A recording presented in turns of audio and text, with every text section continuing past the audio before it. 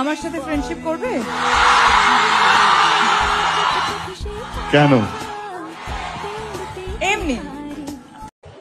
এই সময় কম, শুরু করো। রাজ আর শুভশ্রী মিলে যায় আমরা পাবলিকরা বা বক্তকুলেরা তাদের বক্তরা তারা তো খুশি হয়েছি, কিন্তু তাদের জীবনে তো দুইজন আছে, তারা কি খুশি হয়েছে? তারা মনে মনে কী ভাবতেছেন?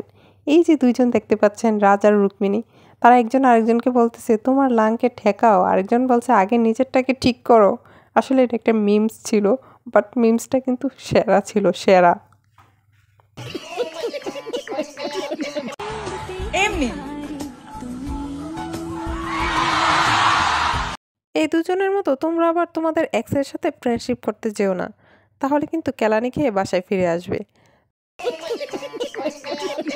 একটা এমনি ক্যাপশন থেকে শুরু, তারপর আমার সাথে ফ্রেন্ডশিপ করবে কেন, এমনি দিয়ে শেষ। দেবের এমনিটা এতটা আলোচিত যে সেটা মুভির প্রমোশনেও কাজে লেগে গেল। হয়তো মুভির প্রমোশনের কারণে শুভশ্রী এভাবে দেবকে বলেছিল আমার সাথে ফ্রেন্ডশিপ করবে। আসলে সম্পর্ক শেষ হয়ে যাওয়ার পরেও দুজনের প্রতি রেসপেক্টটা এমনভাবে রাখা উচিত যাতে ঘৃণাটা না আসে।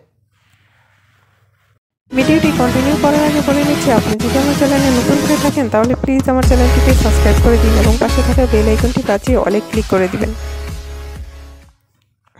অনেক বছর পর তাদের আবার একসঙ্গে দেখা গেছে।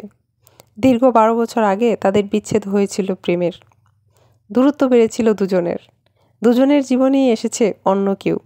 তারপরও আজকের দিনে যখন তাদের দুজনকে একসাথে দেখি, তখন মনের ভিতরে ভালোবাসার দুটি মানুষকে একসাথে দেখলে যে আনন্দ অনুভূতিটা হয়, ঠিক সেটাই হয়েছে। তাদের সম্পর্ক অনেক শ্রদ্ধার এবং সম্মানের।